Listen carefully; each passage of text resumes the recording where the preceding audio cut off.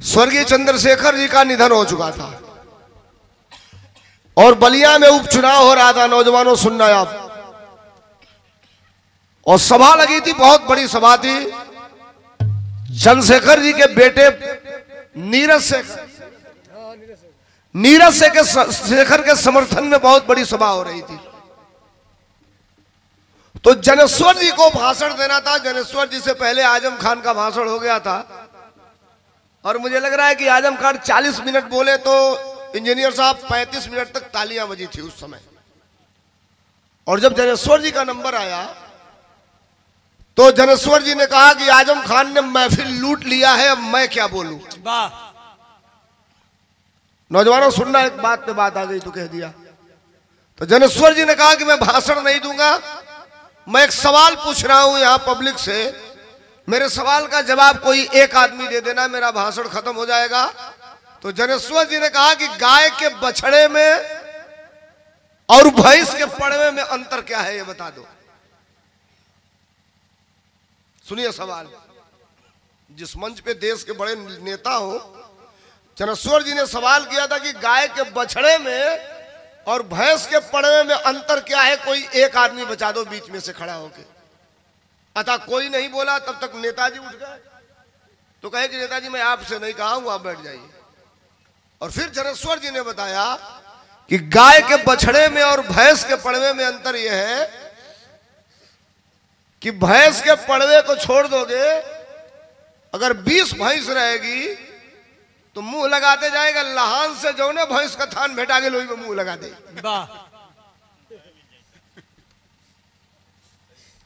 और गाय के बछड़ों को छोड़ोगे, अगर 10 गाय रहेगी तो सूंघते सूंघते जाएगा, अपने मां के ही थन में मुंह लगाएगा। उन्होंने इंगित यह किया था कि मैं जिसके लिए आया हूं यह गाय का बछड़ा है और उधर वाला भैंस का पड़वा है। फैसला आप कर लेना, साथ किसका दोगे। मुझे लग रहा है कि 12-13 मिनट तक कंटिन्यू तालियां बजती रह गई। 2 लाख की भीड़ थी उस सभा में। मेरे कहने का मतलब, डॉक्टर B.R. अम्बेडकर को मानने वालों,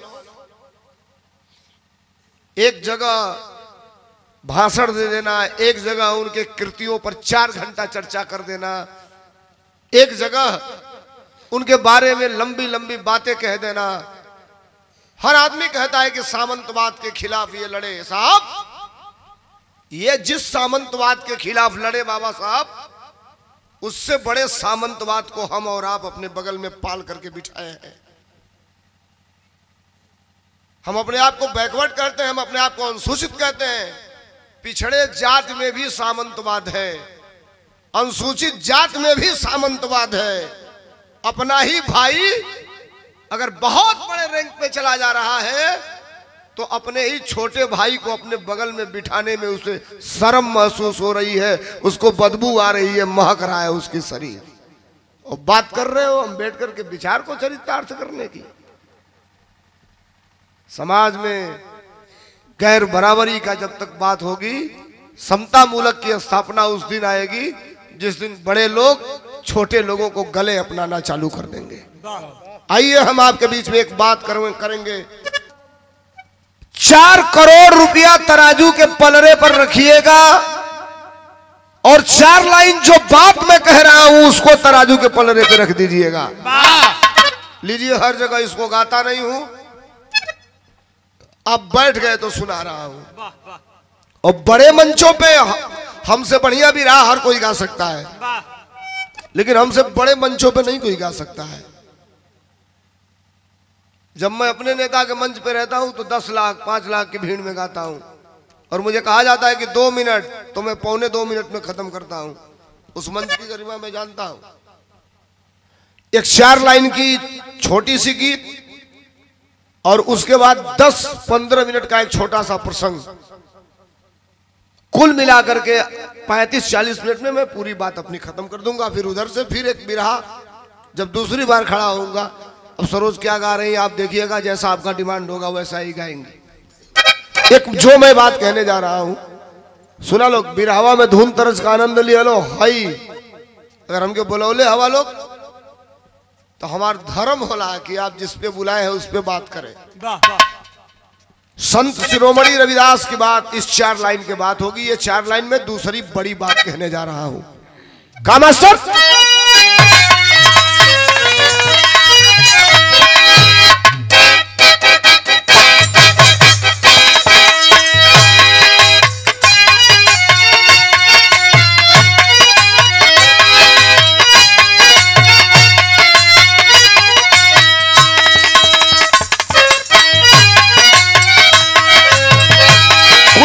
चाय बोला था हमें बेच था तनिसा हारमोनिया में।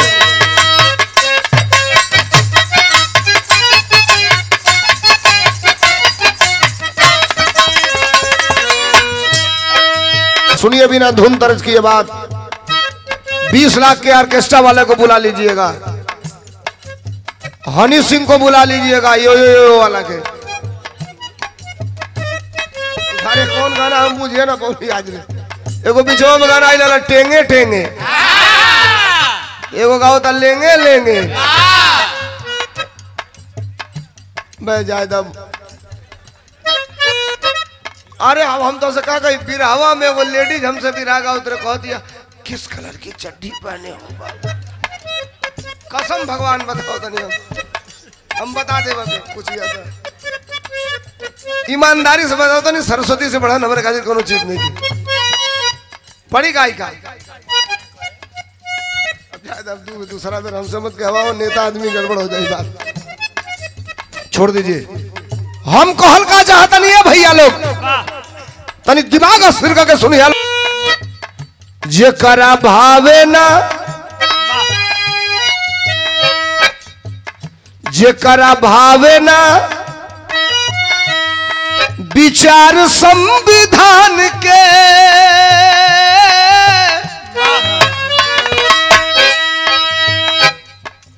बड़ी बात कह रहा हूं, कलाकार नहीं कहता कोई।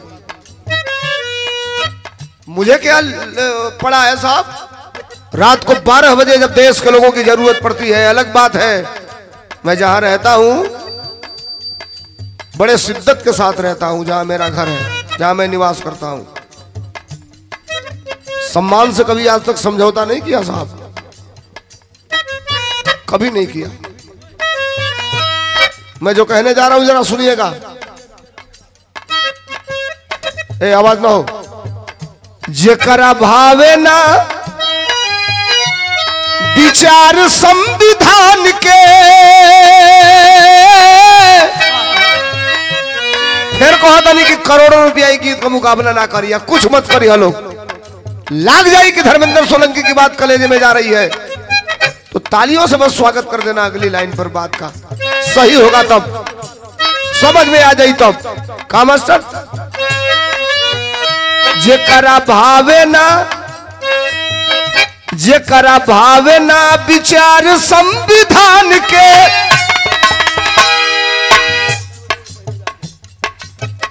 जेकरा भावे ना विचार संविधान के, उहे खाई खोटे हिंदू मुसलमान के। जेकरा भावे ना विचार, उहे खाई खोटे हिंदू मुसलमान के।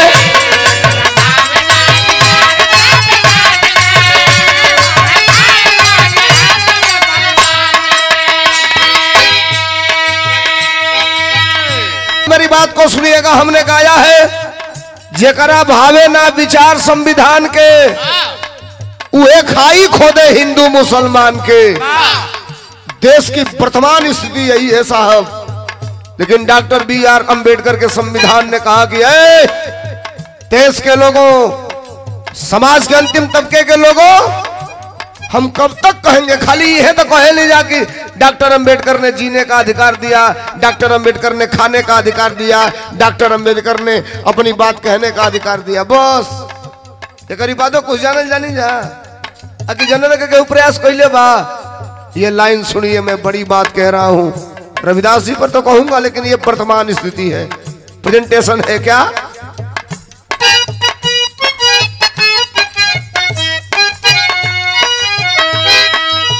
अरे जेही रखल बा शुरू से दबाई के। आज के जमाने में कोनो गायक कोई हम झगड़ा मोल नहीं, हम सबकी यहाँ गाई एक आध दू जात का लोग हमके ना बोलावे लगावे खातिर, पहले के बोलइबो तो दुआरे पे आके रेलल चालू कर दे। एगो हमार संगतिया मौर्या ओकर इया मर गईली तो कहलस कि गौवा भर कहतन से सोलंगिया के बिरहा करा दे, हमको निकाह दे। तो कहलस भैया सट्टा तय कलो, जितना रुपया कहबो उसे 10,000 अधिका दे। हमको नहीं कहे के तो कहते खाली चुपचाप रात भर बिरहा गई है, न एको बेर संविधान का नाम लिया न एको बेर अखिलेश यादव का नाम लिया। हमको नहीं ना हो सकेला, हमके तो कमे पैसा दे लेकिन हम रात भर दोनों नाव ले, बिना लिहले हम मनबे ना करब। तो कहलस तो गौवा भर मारे लगे हमको दूसरे के करा ले। इतने हाई सुनवा लोगे भैया इंजीनियर साहब आप कलेक्टर बन जाइए। सवाल ये नहीं है, सवाल कहां से मैं कह रहा हूं जरा सुनिएगा। जेहिरा खले बा शुरू से दबाई के, हो जेहिरा खले बा शुरू से दबाई के, अपना खटिया के नीचे बैठाई के।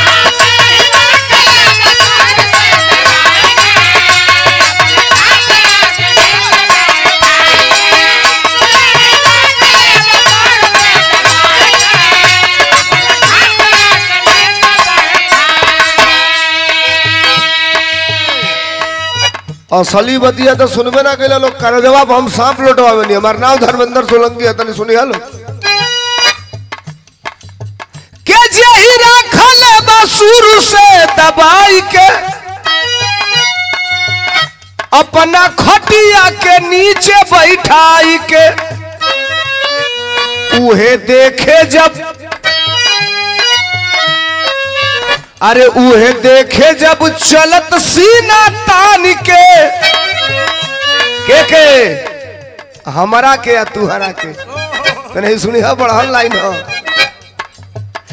जेहिरा खले बा शुरू से दबाई के, अपना खटिया के नीचे बैठाई के, उहे देखे जब चलत सीना तान के, उहे देखे जब चलत सीना तान के, तो उहे खाई खोते हिंदू मुसलमान के।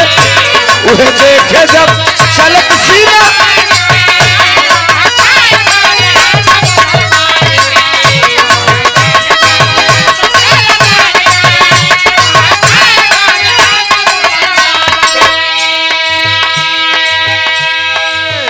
भारत के संविधान और डॉक्टर B.R. अम्बेडकर ने कहा, लिख दिया संविधान में, संविधान ने ये बात कहा। सुनिएगा इंजीनियर साहब, बड़े कार्यक्रमों में आप जाते हैं, बड़े कलाकारों को सुनते हैं, बड़े मंचों पे जाते हैं आप, और बड़े लोगों के बीच में भी आप रहते हैं। ये बात अलग है, ये बात अलग है कि आप हमसे ज्यादा रुपया किसी को दे देते हैं बुलाने में, लेकिन जो मैं कह रहा हूं कोई नहीं कहेगा। संविधान ने कहा, जानते हैं क्या?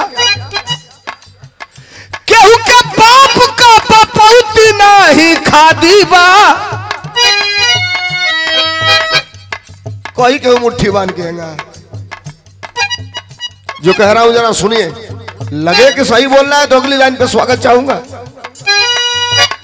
केहू के बाप का बपौती नहीं खादी बा, सबके पढ़े लिखे बोले के आजादी बा।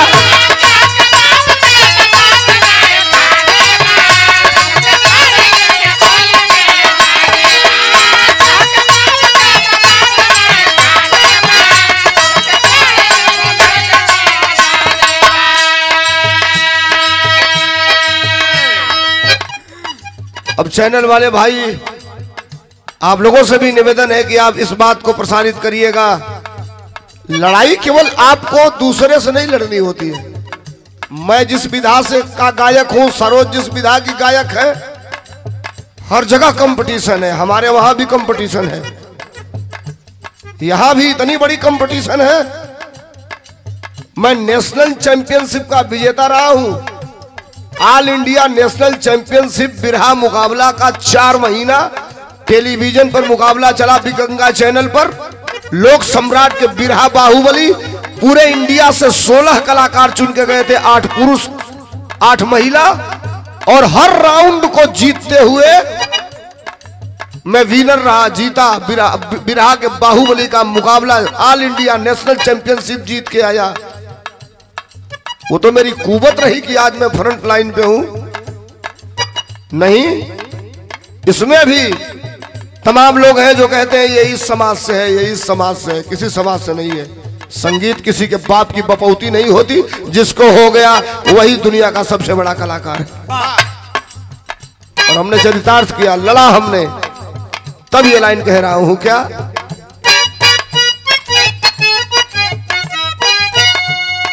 केहू के बाप का बपौती नहीं खादी बा, सबके पढ़े लिखे बोले के आजादी बा।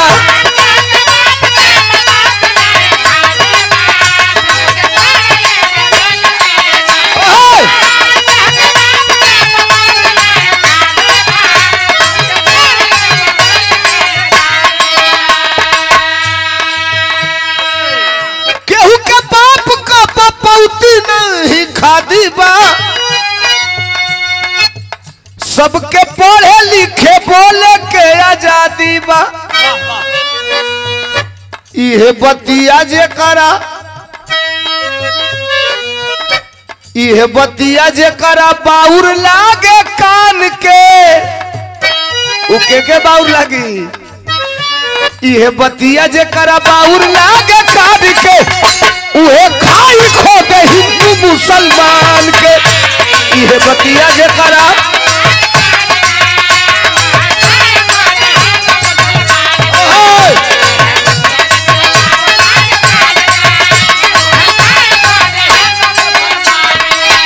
अंतिम लाइन, इसके जस्ट बाद 15 मिनट का एक चर्चा करूंगा भक्त रविदास के ऊपर।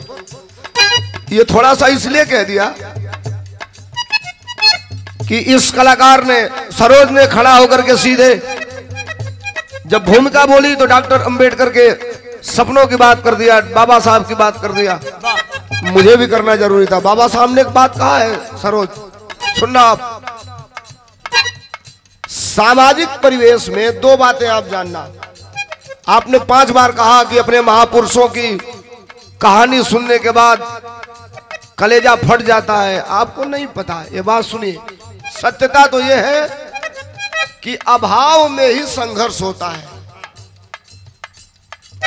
संघर्ष हमेशा अभाव में ही होता है। भरल नहीं ओजा संघर्ष ना हो पाए, संघर्ष वहां जाएगा ही नहीं। जब हम लोग पीछे मुड़ के देखते हैं कि यहां तक आए हैं, इसके पीछे कितना संघर्ष है, अब चाहे कि उतना संघर्ष कर ले तो अब नहीं हो पाएगा। बच्चे हमारे नहीं कर पाएंगे। आप जूझे होंगे 1-1 रुपए के लिए। इंजीनियर साहब, आपको पता होगा कि 10 रुपए का मतलब क्या है, 25 रुपए का मतलब क्या है, 500 का मतलब क्या है। आज बेटा 1000 का पिज्जा खा जाता है, 1000 का पिज्जा खा जाता है, 500 रुपए का आइसक्रीम खा जाता है। आप इंजीनियर हैं, 1 लाख तनख्वाह है आपका।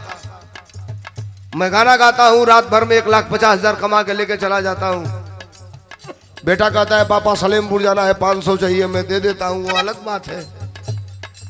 मैं 5 रुपया कैसे पाया था, ये सबसे बड़ी बात है।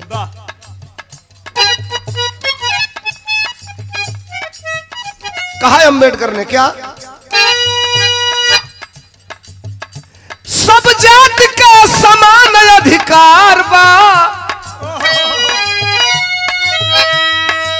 यही बात संविधान की सबसे बड़ी बात है।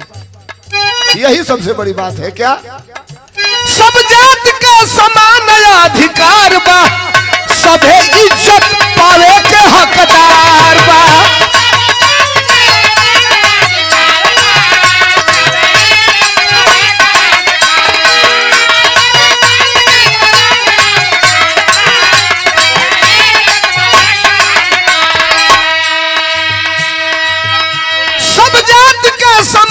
अधिकार बा, सभे इज्जत पावे के हकदार बा।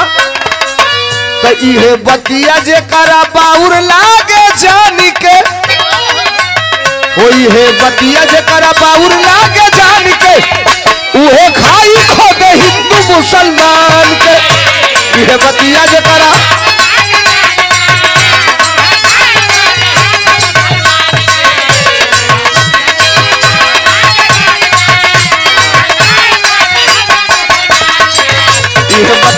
करो